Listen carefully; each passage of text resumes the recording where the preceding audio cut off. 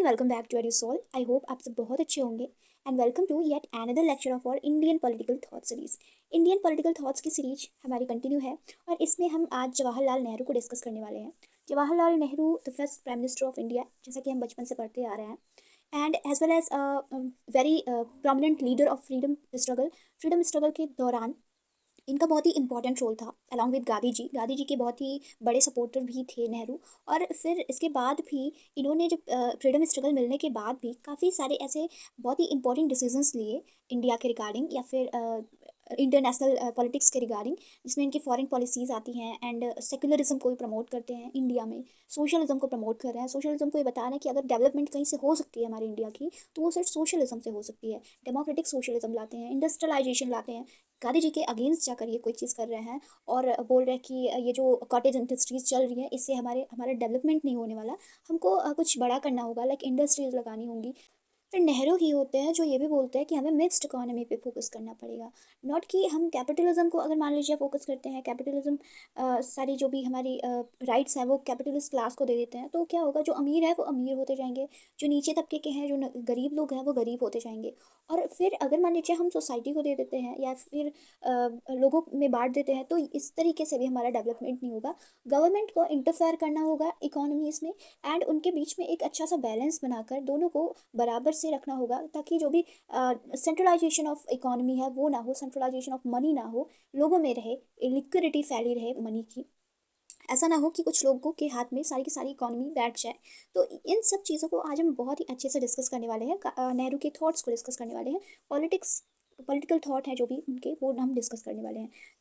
इससे पहले कि हम लेक्चर की तरफ मूव करें, अगर अभी तक आपने चैनल को सब्सक्राइब नहीं किया है तो प्लीज़ सब्सक्राइब कर लीजिए, ताकि मेरे जो भी नए अपडेट्स हो वो आपको मिलते रहें। और हाँ, वीडियो को लाइक ज़रूर कर दीजिएगा। And without wasting our time let's get in the video. और सबसे पहले इनकी अर्ली लाइफ देख लेते हैं। तो जो ये नेहरू हैं, इनका बर्थ होता है 14 नवंबर 1889 को, 14 नवंबर, जिसको हम एज अ चिल्ड्रंस डे आज सेलिब्रेट करते हैं, इन इलाहाबाद उत्तर प्रदेश, उत्तर प्रदेश के इलाहाबाद में इनका बर्थ होता है। और इनके जो फादर होते हैं मोतीलाल नेहरू, ये लॉयर होते हैं, मीन्स वो भी एक बैरिस्टर होते हैं और एक अच्छे पॉलिटिकल लीडर भी होते हैं। कई सारे ऐसे रिफॉर्म मूवमेंट्स उन्होंने चलाए होते हैं। और फिर वो नेहरू रिपोर्ट आती है, उसको भी उन्हीं हेड किए होते हैं, मोतीलाल नेहरू ही हेड करते हैं। Completed his primary education, Nehru बताते हैं कि अपनी ऑटोबायोग्राफी में नेहरू लिखते हैं कि वो कोई वंचित क्लास से नहीं बिलोंग नहीं करते थे। उनको सारी की सारी जो भी फैसिलिटीज़ होती हैं वो सारी की सारी फैसिलिटीज़ उनको मिली होती हैं। उनको एक ट्यूटर होता है, एक इंग्लिश ट्यूटर होता है जो उनको पढ़ाने आता है बचपन में उनके घर पर ही। तो एट होम उन्होंने सारी अपनी प्राइमरी एजुकेशन कंप्लीट करी थी एंड आफ्टर दैट 1905 में वो इंग्लैंड जाते हैं हायर एजुकेशन के लिए, जिसके लिए वो हैरो स्कूल ऑफ लंदन को ज्वाइन करते हैं। And after that went to Trinity college में भी जाते हैं नेचुरल साइंस में डिग्री लेने के लिए। एंड फिर वो जाते हैं वहीं पर ही इंग्लैंड में ही वो स्टडी करते हैं लॉ की, अ, और वहाँ से फिर वो बैरिस्टर बनते हैं, फिर वापस आते हैं। तो जब नेहरू जब बैरिस्टर बन जाते हैं, उसके उसकी स्टडीज़ कंप्लीट कर लेते हैं, तो उसके बाद फिर वापस आते हैं इंडिया। और इंडिया में काफ़ी टाइम तक वो अपना लॉ प्रैक्टिस करना चाहते हैं, केसेस वगैरह लड़ते हैं, बट वो उसमें सक्सेस नहीं होते हैं। तो वो क्या करते हैं, वो पॉलिटिक्स में पार्ट लेना स्टार्ट कर देते हैं। और अब हम देखते हैं कि नेहरू एज अ लीडर जो इमरजेंस उनका हुआ वो कैसे हुआ, और मतलब किन स्टेजेस से उन्हें गुजरना पड़ा। उसके बाद वो एक इतने बड़े लीडर बने जिनके पीछे हज़ारों लोग चलते थे और जिनकी आज भी लेगेसी कायम है। हज़ारों लोग आज ऐसे हैं जो नेहरू को फॉलो करते हैं। नेहरू से काफ़ी कुछ सीखा है उन्होंने, उनकी लेगेसी कैसे बनी, कैसे डेवलप हुई, ये हम देखते हैं। So Nehru met Gandhi at annual meeting of INC, जिसे हम बोल सकते हैं लाइक जो भी कांग्रेस के सेशंस हुआ करते थे, उनमें जाकर वो गांधी से मिलते हैं। 1916 में ये जो लखनऊ सेशन हुआ था वहाँ पर वो गांधी से मिलते हैं। एंड फिर क्या होता है, कई बारी इनकी मुलाकात होती है, फिर उसके बाद काफ़ी अच्छी इनकी एक कनेक्शन बन जाता है गांधी जी से। नेहरू को 4 बार आईएनसी को प्रेसाइड करते हैं, मतलब इंडियन नेशनल कांग्रेस जो पार्टी थी उसके जो भी सेशंस हुआ करते थे अलग अलग जगहों पे होते थे और पर ईयर हुआ करते थे। तो उस टाइम पे क्या होता था कि उन सेशंस में एक कोई प्रेसिडेंट हुआ करता था, उनका अध्यक्ष हुआ करता था। तो 4 बार Nehru act as a INC के प्रेसिडेंट बने रहे। और 1947 के बाद से लगातार नेहरू टिल 1964 जब उनकी डेथ होती है तब तक लगातार नेहरू ही इसके प्रेसिडेंट हुआ करते हैं। सो ये 4 बार होते हैं इसके प्रेसिडेंट। और उसके बाद फिर कुछ 9 टाइम्स इनको जेल जाना पड़ता है due to several reasons, like जो भी इन लोग प्रोटेस्ट कर रहे थे, रिवोल्यूशनरी एक्टिविटीज़ कर रहे थे जगह जगह पर, उसकी वजह से 9 टाइम्स जाना पड़ता है नेहरू को jail. In 1929 Nehru presided Congress session at Lahore.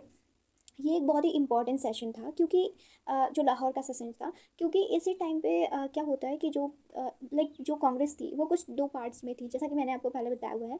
उसमें दो गुटों में डिवाइड हुआ करती थी, एक थे एक्सट्रीमिस्ट्स एंड एक थे मॉडरेट्स। तो जो मॉडरेट्स थे यानी कि जो गोपाल कृष्ण गोखले वाली जो टीम थी उसमें इन लोग नहीं हुआ करते थे। गोपाल कृष्ण गोखले, दादा भाई नौरोजी, इन लोग जो थे वो मॉडरेट्स थे। इन लोग क्या प्रेयर्स के जरिए से ब्रिटिशर्स से एक डोमिनियन स्टेटस मांग रहे थे कि हमको डोमिनियन स्टेटस दे दीजिए हमारा, और इससे ज़्यादा हमको और कुछ नहीं चाहिए। बट जो दूसरी थी जिसमें तिलक थे, लाल बाल पाल, ये तीनों थे, लाइक एक्सट्रीमिस्ट जो थे, उनमें ही नेहरू भी शामिल थे। और यहाँ पर जो ये लाहौर सेशन होता है, इसमें क्या होता है कि लोग बोलते हैं हमको स्वराज चाहिए। कांग्रेस जो आईएनसी होती है वो सब एकजुट होते हैं और वो बोलते हैं कि हमको स्वराज चाहिए, अब एक ऑटोनमस गवर्नमेंट चाहिए, ना कि हमको डोमिनियन स्टेटस चाहिए। डोमिनियन स्टेटस में सब कुछ जो भी एक्सटर्नल अफेयर्स होते वगैरह, ये सब ब्रिटिशर्स खुद संभालते। बट जब हमारा ऑटोनमस गवर्नमेंट होगा यानी कि इंडिपेंडेंट इंडिया हो जाएगा, तो हम सारे अफेयर्स अपने, इवन एक्सटर्नल अफेयर्स और उसके बाद फिर इकोनॉमिक अफेयर्स, ये सारे अफेयर्स हम खुद संभालना चाहते हैं। ऐसा मानना था नेहरू एंड जो भी एक्सट्रीमिस्ट थे उनका। तो इसी सेशन में ऐसा बोला जाता है कि हम 1930 तक हमको पूरी की पूरी हमको आज़ादी मिल जाएगी। और 26 जनवरी ऑफ 1930 इसको डेट रखा जाता है कि इस दिन हम अपना ये ऑटोनमस गवर्नमेंट जो है वो फॉर्म कर लेंगे, और इसके बाद हमारे देश पर जो भी ब्रिटिशर्स हैं उनका कोई भी हक नहीं रह जाएगा। बट ऐसा कुछ होता नहीं है। तो ये जो डे होता है वो आज भी हम जानते हैं कि as a republic day celebrate किया जाता है। और इंडिपेंडेंस से पहले भी हर हर ये जो 26 जनवरी आता था हर ईयर में, उसको सेलिब्रेट किया करते थे एज इंडिपेंडेंस डे। जो भी इंडियंस थे, इंडियन नेशनल कांग्रेस के जो मेंबर्स थे और जो इंडियंस थे जिनको कि इंडिपेंडेंस, जो फ्रीडम फाइटर्स थे, वो सब ऐसा इसको सेलिब्रेट किया करते। 1931 में कराची सेशन होता है जहाँ पे फंडामेंटल राइट्स का रेजोल्यूशन पास करा जाता है कि हर किसी को कुछ मौलिक अधिकार दिए जाने चाहिए। और जैसा कि हम जानते हैं कि जब हमारा कॉन्स्टिट्यूशन फॉर्म होता है उस टाइम पर भी फंडामेंटल राइट्स में नेहरू का योगदान बहुत ही बड़ा होता है, क्योंकि इन्होंने भी कई सारे फंडामेंटल राइट्स सुझाए हुए थे लोगों के लिए। और फिर क्या होता है कि जो ऑब्जेक्टिव रेजोल्यूशन होता है वो भी, ऑब्जेक्टिव रेजोल्यूशन जो कॉन्स्टिट्यूशन का था उसको, जिसको कि बाद में चेंज किया गया एज प्रिएम्बल, उसको भी नेहरू ने खुद से लिखा हुआ था, नेहरू की ही राइटिंग्स थी वो सारी। तो इन सब के वजह से नेहरू का एक अच्छी लेगेसी बनती है, और वो जो भी करते हैं उसको लोग फॉलो करना चाहते थे। And under his leadership India INC won elections 2 times. INC 2 बारी इलेक्शंस जीती थी, in 1936 and in 1946, sorry 37 and 46। दो इलेक्शंस हुए थे जो कि लाइक प्रोविंशियल इलेक्शंस हुआ करते थे ब्रिटिशर्स के भी टाइम पे। ब्रिटिशर्स कुछ इलेक्शंस कराया करते थे, प्रोविंशियल इलेक्शंस। तो उनमें 2 बारी लीडर थे नेहरू, और दोनों बारी इंडियन नेशनल कांग्रेस ही जीती थी ये सारे इलेक्शंस। आफ्टर दैट हम देख लेते हैं कुछ इंपॉर्टेंट मेजर वर्क्स नेहरू के, क्योंकि हमको इसी से ही समझना है उनकी पॉलिटिकल जो फिलॉसफी है वो इन्हीं बुक्स से निकल कर आती है। सो जो इम्पॉर्टेंट बुक्स हैं या फिर इम्पॉर्टेंट वर्क्स जो हैं नेहरू के, वो हैं ग्लिम्पसेस ऑफ वर्ल्ड हिस्ट्री, इन 1934 में इन्होंने लिखा था। एंड एटाबायोग्राफी इन्होंने 1936 में लिखा था। द डिस्कवरी ऑफ इंडिया, ये बहुत ही इंपॉर्टेंट बुक है जिसमें नेहरू ने सारे पॉलिटिकल पर्सपेक्टिव से जो जितनी भी चीज़ें होती हैं वो सारी इन्होंने अपनी आइडियोलॉजी सारी दी हुई है, इनके जो भी थॉट प्रोसेसेस हैं वो सब के सब इन्होंने इसमें डाले हुए हैं। Letters to chief minister 1980s में आए थे। फिर after that letter from father to daughter, ये भी इन्होंने ही लिखी है, ये भी इनके वर्क्स हैं। And after that towards freedom, ये भी इम्पोर्टेंट है एक, इसको भी याद रखिएगा। एंड फिर आता है हेराल्ड, नेशनल हेराल्ड न्यूज़पेपर था एक, जिसके लिए अभी भी काफ़ी सारी कंट्रोवर्सीज चल रही हैं। नेहरू जो फैमिली है यानी कि जो भी गांधी फैमिली है, अभी राहुल गांधी, सोनिया गांधी, इन सब के ऊपर का एक केस चल रहा है नेशनल हेराल्ड को लेकर। अभी हम उसमें नहीं चाहते हैं, वो करंट की चीज़ें हैं, वो मैं आपको बताती रहूँगी। नेक्स्ट हम नेहरू के पॉलिटिकल थॉट्स देख लेते हैं। So he recognise the value of nationalism in building, developing and cohesive India. देखिए, जो इंडिया का एकीकरण है या फिर इंडिया को डेवलप करने की बात हो गई, या फिर जो आज हमारा इंडिया है, एट वट लेवल जो भी इंडिया है आज हमारा, वो वहाँ तक पहुँचाने का जो आइडिया है वो किस तरीके से हो सकता है, उसमें नेशनलिज्म की वैल्यू क्या हो सकती है, ये सब चीज़ें हमें नेहरू के पॉलिटिकल थॉट से समझने को मिलेगी। He rejected the idea of extremism and proposed idea of moderate approach and discussion. उन्होंने जो एक्सट्रीमिज्म का आइडिया है उसको उन्होंने रिजेक्ट किया, और इंडिपेंडेंस किस तरीके से एक स्लो प्रोसेस से किस तरीके से आ सकती है ये भी उन्होंने बताया। देखिए, नेहरू सिर्फ रिवोल्यूशनरी में नहीं पार्ट लिया करते थे, रिवोल्यूशनरी फ्रीडम फाइटर्स जो थे उनमें ही सिर्फ नहीं पार्ट लिया करते थे। इनके फेजेस में कई बार ऐसा होता है कि बाद में ये स्टार्टिंग में तो ये रिवोल्यूशनरी थोड़े थे, बट लास्ट में क्या होता है कि ये चेंज करते हैं अपना आइडिया और एक मॉडरेट अप्रोच अपनाते हैं, जिसमें डिस्कशंस को ये अपना अपनी पर्सपेक्टिव बनाते हैं डिस्कशंस को।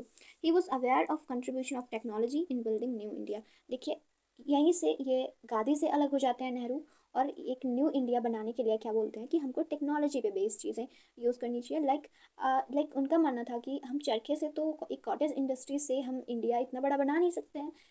दुनिया क्या कर रही है, बहुत आगे पहुंच गई है, साइंस एंड टेक बहुत आगे पहुंच गया है, तो हमको भी तो कुछ नई चीज़ें लानी चाहिए।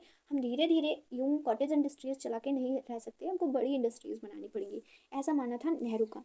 ही held that future of India lies in liberalism and peace. उनका मानना था कि जो भी इंडिया है इसका फ्यूचर कहीं पर है तो सिर्फ और सिर्फ लिबरलिज्म एंड पीस में है। तो जो सबसे पहला थॉट प्रोसेस है जिसको हमें डिस्कस करना है नेहरू का, वो है सेक्युलरिज्म का आइडिया। तो सेक्युलरिज्म क्या होता है, लाइक धर्मनिरपेक्षता जिसे हम बोलते हैं हिंदी में। तो नेहरू जो है वो कंसीडर करते हैं religion as a matter of private, as a private matter उसको मानते हैं। वो इस आइडिया को, जो एंशियंट टाइम से चली आ रही आइडियाज़ को रिजेक्ट करते हैं कि जो जो भी इंडियन कल्चर में पहले से चली आई आइडियाज़ हैं कि रिलीजन इस्टेब्लिशमेंट बहुत ज़रूरी है, या फिर सोसाइटी में रिलीजन को, लाइक पॉलिटिक्स में रिलीजन को लाना बहुत ज़रूरी है, ऐसी चीज़ों को वो बिल्कुल रिजेक्ट करते हैं। क्योंकि हम अरविंदो को हमने पढ़ा और हमने साथ ही दयानंद सरस्वती को देखा, बहुत सारे ऐसे थिंकर्स आए बारी बारी से जिनका ये मानना था कि हमको रिलीजन को साथ में लेके चलना चाहिए।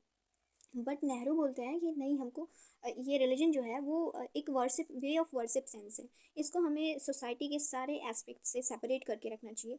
हालांकि सबके रिलीजन्स को, सबके कास्ट को हमको रेस्पेक्ट देना चाहिए, बट कास्ट और रिलीजन को हमको बीच में किसी भी सोसाइटी के किसी भी एस्पेक्ट के बीच में नहीं लाना चाहिए। इससे क्या होगा, जो हमारे लोग हैं वो बंटते हुए जाएंगे, हमसे टूटते हुए जाएंगे, और फिर वही होगा जो लाइक इंडिपेंडेंस के पहले हो रहा था, कोई अपना सेपरेट इलेक्टोरेट मांगेगा, कोई कम्युनल अवार्ड को फेवर करेगा, ऐसी चीज़ें होंगी।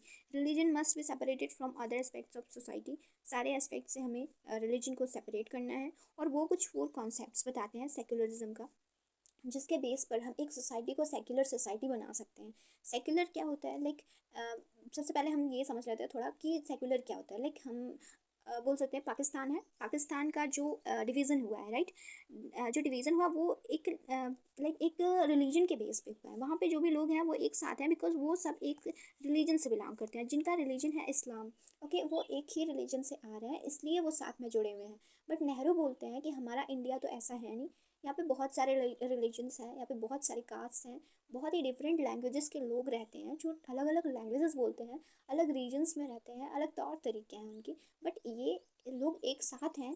क्योंकि इनके साथ भेदभाव नहीं करा जाएगा, तभी तो एक साथ रहेंगे। अगर किसी को हायर माना जाएगा, किसी को लोअर माना जाएगा, तो ये लोग साथ में नहीं रह पाएंगे। सो पाकिस्तान का डिवीज़न एक सेकुलर, पाकिस्तान एक सेकुलर कंट्री नहीं है, क्योंकि उसका डिवीज़न एक सेक्ट के बेस पर हुआ है, एक रिलीजन के बेस पर हुआ है। बट इंडिया का ऐसा कोई डिवीज़न हुआ नहीं है कि सिर्फ यहाँ पर कोई एक रिलीजन के लोग रहते हैं, इस वजह से इसे सेकुलर माना जाता है। सो जो 4 कॉन्सेप्ट्स हैं सेकुलरिज्म के, वो हम देखते हैं नेहरू के। रिलीजियस फ्रीडम, सबसे पहले लोगों को रिलीजियस फ्रीडम होना चाहिए, वो जो भी अपना जो भी रिलीजन फॉलो करना चाहते हैं वो कर सकते हैं। And neutrality of state in religious matter, कोई भी रिलीजियस मैटर में स्टेट को इंटरफेयर नहीं करना चाहिए। लोगों का जो भी हो रहा है, जो भी जिस तरीके से वो पूजा अर्चना करना चाहते हैं अपना, वो करें। नेक्स्ट होते हैं सेकुलरिज्म इन सोशल लाइफ। सोशल लाइफ में उनकी सेकुलरिज्म होना चाहिए, कोई भी इंटरफेरेंस किसी और का नहीं होना चाहिए। एटीट्यूड ऑफ माइंड जो है वो पॉजिटिव रखना चाहिए। किसी और धर्म के खिलाफ बारी बारी से नहीं बोलना चाहिए। अपने धर्म को आप वर्शिप करो, बाकी सबको सिर्फ रेस्पेक्ट करो, okay. Religion is based on unscientific proportion.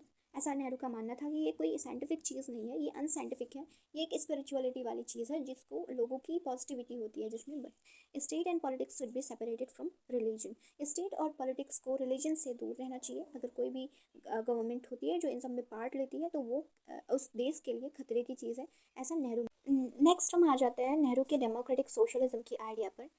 देखिए, नेहरू का जो भी डेमोक्रेटिक सोशलिज्म का आइडिया है वो फैबियन सोशलिज्म पर बेस्ड है। फैबियन सोशलिज्म कहाँ से आया भाई? अब फैबियन सोशलिज्म जो है वो एक सोसाइटी की तरफ से आया है। एक लंदन में एक सोसाइटी हुआ करती थी, फैबियन सोसाइटी, जिसका फॉर्मेशन 1884 में हुआ था। और इसके काफ़ी सारे ऐसे लोग थे जो बहुत ही ज़्यादा प्रभावित हुआ करते थे, इंस्पायर्ड हुआ करते थे। लाइक बर्नार्ड शॉ जैसे थिंकर्स थे जो इससे काफ़ी ज़्यादा प्रभावित हुआ करते थे। तो इसमें क्या होता था कि इसमें सोसाइटी में चेंजेस लाने की बातें किया करती थी। ये जो सोसाइटी थी, वो जो भी लोग हैं, जो कम्युनिटी है, उसमें चेंजेस लाने की बातें क्या करती थी, बाय डेमोक्रेटिक सोशलिज्म। एक सोशलिज्म के तरीके से चेंजेस लाए जाएंगे, नॉट कि रिवोल्यूशनरी तरीके से।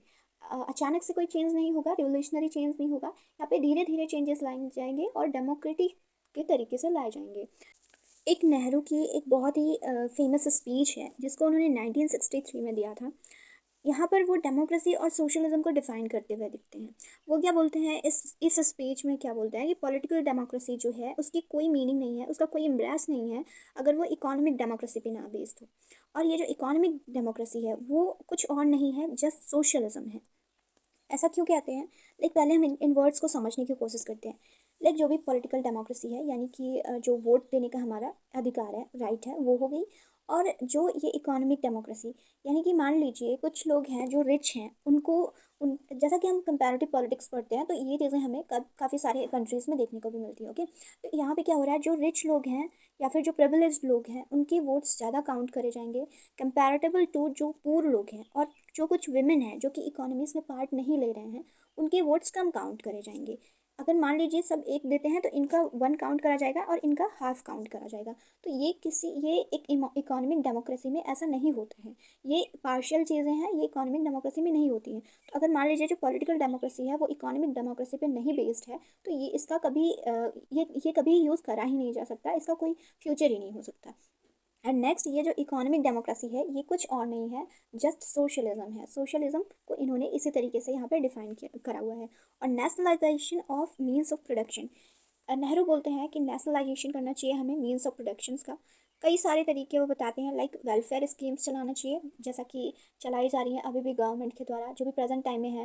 लाइक उज्ज्वला योजना एंड ये जो बेटी बचाओ बेटी पढ़ाओ एंड बहुत सारी ऐसी स्कीम्स हमारी गवर्नमेंट आए दिन लॉन्च करती रहती हैं, वो सारी। फिर रेजिंग द मिनिमम वेजेस, जो भी मिनिमम वेज है, जो सबसे कम जितना जितना किसी को मजदूरी दी जा सकती है उसको बढ़ाना। रिमूवल ऑफ प्रॉपर्टी, जो कुछ लोगों के पास कंसंट्रेशन हो गया है प्रॉपर्टीज़ का, उनके पास से रिमूव करके लोगों में बांटना प्रॉपर्टी को। सिक्योरिंग नेशनल हेल्थ को हमें सिक्योर करना है। नॉट अलाइंग कंसंट्रेशन ऑफ वेल्थ, हमको कंसंट्रेशन ऑफ वेल्थ नहीं होने देना है कुछ लोगों के हाथ में। लाइक जो भी हमारा 100, लाइक जो हमारा 90% का जो इकोनॉमी है वो 10% के हाथ में होता है। तो ये एक कंसंट्रेशन ऑफ वेल्थ हो रहा है, इसके तरीके से हमारा डेवलपमेंट नहीं हो सकता। ये कुछ तरीके बताते हैं नेहरू डेमोक्रेटिक सोशलिज्म को लाने का। और ये डेमोक्रेटिक सोशलिज्म है, ये कहाँ से आया या फिर ये चीज़ें कहाँ से नेहरू के दिमाग में पनपी, ये हम देखने की कोशिश करते हैं। तो क्या होता है 1927 में कि नेहरू जाते हैं ब्रसल्स। ब्रसल्स में वो एक ब्रसल्स कांग्रेस करके होता है, वहाँ पे क्या होता है कि फर्स्ट एंटी इम्पेरियलिस्ट कॉन्फ्रेंस होती है यहाँ पर, जहाँ पर जो भी थर्ड वर्ल्ड कंट्रीज़ हैं, थर्ड वर्ल्ड कंट्रीज़ यानी कि जो भी 1947 के बाद जिनको मिला, लाइक जो जिनको सेकेंड वर्ल्ड वॉर के बाद जिनको इंडिपेंडेंस मिला है, उन्हें हम थर्ड वर्ल्ड कंट्रीज़ बोलते हैं। और इनकी हालत बहुत ही ख़राब हुआ करती थी उस टाइम पर।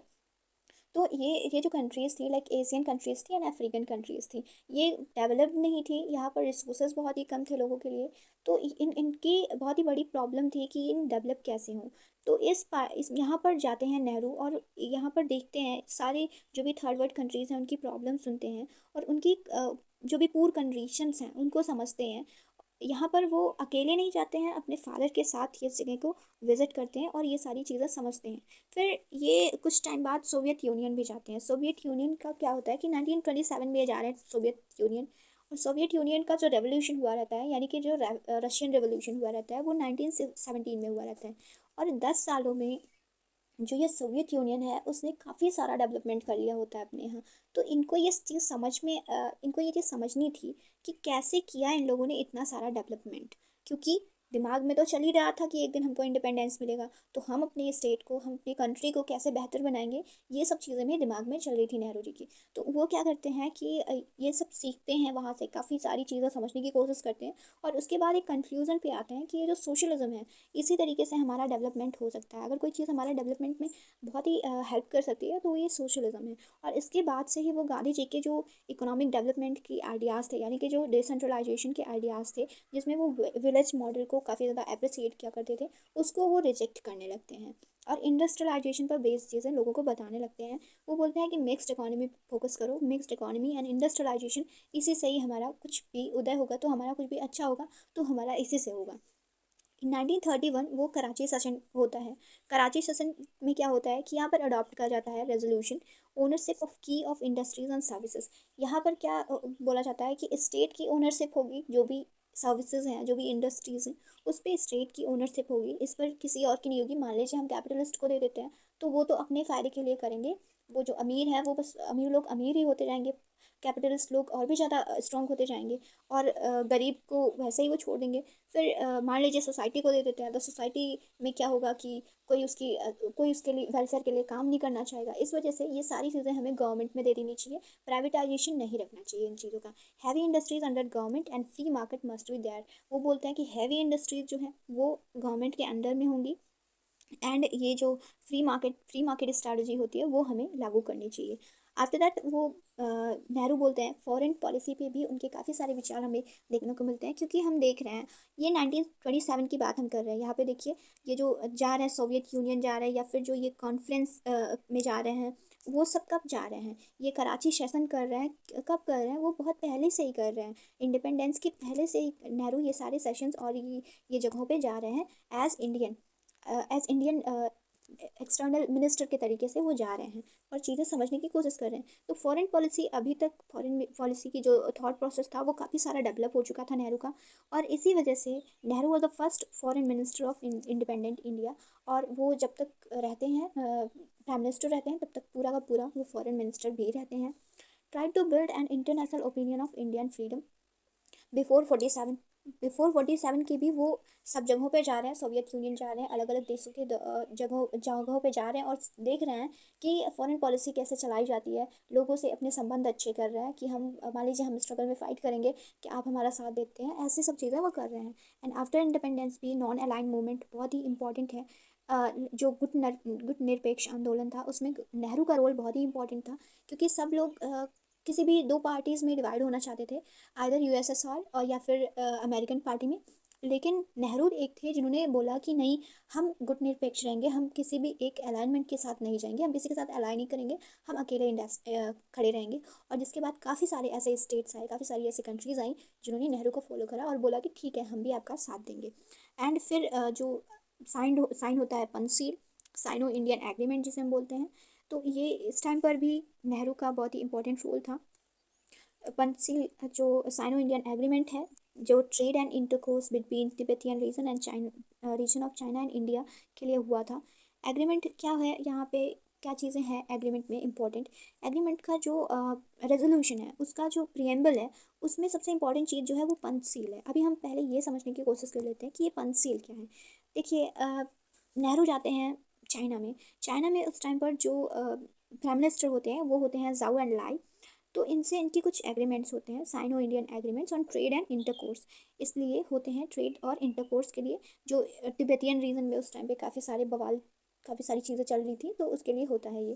तो इसके जो प्रियम्बल होता है उसमें ये पंचशील होते हैं। इसमें क्या होता है कि mutual respect of each others territorial integrity and sovereignty. हम क्या करेंगे, हम म्यूचुअल रिस्पेक्ट करेंगे एक दूसरे की जो टेरिटोरियल इंटीग्रिटी है, एंड एक दूसरे की संप्रभुता को हम म्यूचुअल रिस्पेक्ट देंगे। म्यूचुअल नॉन एग्रेशन पर फोकस करेंगे, ना ही आप हम पे कुछ प्रॉब्लम्स डालोगे, ना हम आप पे डालेंगे। म्यूचुअल नॉन इंटरफेरेंस करेंगे in each others internal affairs, किसी के इंटरनल अफेयर्स में हम कोई भी इंटरफेरेंस नहीं देंगे। एंड उसके बाद फिर आते हैं इक्वलिटी एंड म्यूचुअल बेनिफिट। हम इक्वलिटी के साथ रहेंगे, मान लीजिए आपकी कंट्री बड़ी है, आप थोड़े डेवलप हैं, लेकिन आप हमारी रेस्पेक्ट करेंगे, हम आपकी रेस्पेक्ट करेंगे, और म्यूचुअल बेनिफिट, जो भी बेनिफिट्स होंगे वो एक दूसरे से शेयर करते हुए जाएंगे। पीसफुल को एग्जिस्टेंस, हम किसी के एग्जिस्टेंस में प्रॉब्लम नहीं डालेंगे, एक दूसरे के एग्जिस्टेंस में कोई भी प्रॉब्लम नहीं डालेंगे। ऐसा एग्रीमेंट हुआ था नेहरू का जाओ एंड लाई के साथ। ये जो मीटिंग होती है, ये जो एग्रीमेंट होता है, उसका डेट मैं बता देती हूँ। वैसे तो पूछा नहीं जाता, बट शायद कहीं आपके एग्जाम्स में आ जाए, तो इसलिए मैं बता देती हूँ। 29 अप्रैल 1954 को ये हुई थी एग्रीमेंट। ये आप लिख सकते हैं, अपनी नोट्स में नोट करके रख सकते हैं, क्योंकि इंपॉर्टेंट हो सकता है। एंड आफ्टर दैट हम देखते हैं नेहरू के आइडियाज़ ऑन गवर्नेंस। गवर्नेंस चलाना था, नेहरू प्राइम मिनिस्टर बन चुके थे, तो इनको गवर्नेंस के लिए कुछ तो करना ही था। तो उस टाइम पर जो चेंजेस हुए वो ये थे कि इंडियन सिविल सर्विसेज को चेंज करके इंडियन एडमिनिस्ट्रेटिव सर्विसेज कर दिया गया। आईसीएस के एग्ज़ाम्स पहले हुआ करते थे, राइट, उनको चेंज करके आईएएस के एग्ज़ाम्स कर दिए गए। ओके, और कुछ नहीं है। सम लीडर्स, कुछ लीडर्स ऐसे थे जो चाहते थे कि इसको एबॉलिश कर दिया जाए, इसको चेंज ना किया जाए, सीधा इसको एबॉलिश कर दिया जाए। उनमें से नेहरू भी एक थे। नेहरू भी ऐसा चाहते थे कि इसको एबॉलिश कर दिया जाए, बट वल्लभ भाई पटेल जो थे वो इसके सपोर्ट में थे, और वो चाहते थे कि ये जो सर्विसेज हैं इनको इम्प्लीमेंट करा जाए, और इसकी पॉलिसीज़ जो हैं उसकी जो एक अच्छी पॉलिसीज़ बनाई जाए, ताकि इससे हमारी कंट्री को बेनिफिट्स मिल सके। और बाद में वही होता है कि गवर्नेंस को एक अच्छी तरीके से रखा जाता है, गुड गवर्नेंस लाया जाता है। आफ्टर दैट प्लान्ड इकोनॉमी, जैसा कि मैंने आपको पहले ही बताया कि प्लान्ड मिक्स्ड इकोनॉमी पे फोकस्ड रहने को बोलते थे नेहरू, और इन्होंने ही प्लानिंग कमीशन के इस्टेब्लिशमेंट करी थी इन 1950, जो कि अबॉलिश कर दिया गया बाई नरेंद्र मोदी इन 2014 में अबॉलिश करके नीति आयोग में चेंज कर दिया गया हमारे जो प्रेजेंट प्राइम मिनिस्टर हैं उनके द्वारा। And state planning commission of heavy industries at Faizpur presidential address, यहाँ पर state planning of heavy industries यहाँ पे करी गई थी फैजपुर में, प्रेसिडेंशियल एड्रेस है ये एक। एंड आफ्टर दैट हम नेहरू के थॉट्स देख लेते हैं। और नेशनलिज्म एक इम्पॉर्टेंट है ये भी, क्योंकि इससे क्वेश्चन आ जाते हैं। एंड नेशनलिज्म पे जो नेहरू का आइडिया था वो कल्चरल नेशनलिज्म पे बेस्ड बिल्कुल ही बोलते थे, उसके अगेंस्ट हुआ करते थे। जैसे कि कल्चरल नेशनलिज्म पे बेस्ड हमने देखा कि रविंद्रनाथ टैगोर जी बोला करते थे, अरबिंदो घोष बोला करते थे, काफ़ी सारे थिंकर्स थे जो बोला करते थे, बट नेहरू इसके अगेंस्ट थे। वो यूनिटी एंड डाइवर्सिटी में बिलीव किया करते थे, क्योंकि इंडिया को वो एक सेकुलर कंट्री बनाना चाहते थे, और वो सोचते थे कि जो जो इंडिया है वो सेकुलर हो, वहाँ पे सारे धर्म, कई सारे रिलीजन के लोग रह रहे हैं, कई सारे कास्ट के लोग रह रहे हैं, कई अलग उनके रीति रिवाज हैं, अलग तौर तरीके हैं, वो सब लोग रह रहे हैं। इस वजह से हमें यूनिटी इन डाइवर्सिटी की बातें करनी चाहिए। एंड प्रमोटेड पॉलिटिकल नेशनलिज्म, वो पॉलिटिकल नेशनलिज्म को प्रमोट करा करते थे। और इसी तरीके से एक इम्पॉर्टेंट स्पीच जो है इंडिपेंडेंस डे के दिन, ये मैं डालती नहीं, बट इससे क्वेश्चन आए हैं, अभी जल्द में इससे क्वेश्चन आए हैं। पंजाब का जो असिस्टेंट प्रोफेसर का एग्ज़ाम हुआ पिछले ईयर, उसमें ये क्वेश्चन आया था कि इंडिपेंडेंस डे पे जो उन्होंने स्पीच दी थी, वो स्पीच का जो टाइटल था वो किस चीज़ में था। या फिर ऐसे भी क्वेश्चंस आ सकते हैं कि उसमें सबसे इम्पॉर्टेंट जो वर्ड थे वो क्या थे। तो ट्रस्ट विद डेस्टिनी, इनका ये जो स्पीच थी वो बहुत ही इंपॉर्टेंट थी, इसको क्वेश्चन में आ जा करता है। इंपॉर्टेंट स्पीच थी, इसको आप याद रखिएगा, ट्रस्ट विद डेस्टिनी। तो आज के लेक्चर में हमने नेहरू के थॉट प्रोसेस देखे, उनकी आइडियोलॉजी समझने की कोशिश करी, और ये भी देखा कि पॉलिटिक्स में जो या फिर फ्रीडम स्ट्रगल में नेहरू किस तरीके से एक प्रोमिनेंट लीडर उभर कर आते हैं, ये भी देखने की कोशिश करी। So this was all about today's lecture. I hope आपको आज की वीडियो पसंद आई होगी। अगर पसंद आए तो लाइक ज़रूर कीजिएगा, और सब्सक्राइब कर दीजिएगा चैनल। अगर आप मेरे चैनल पे नए हैं, बेल आइकन जरूर से प्रेस कर दीजिएगा, ताकि नए अपडेट्स आपको टाइम पे मिलते रहें। And this was all about today's lecture. Thanks for watching, all the best.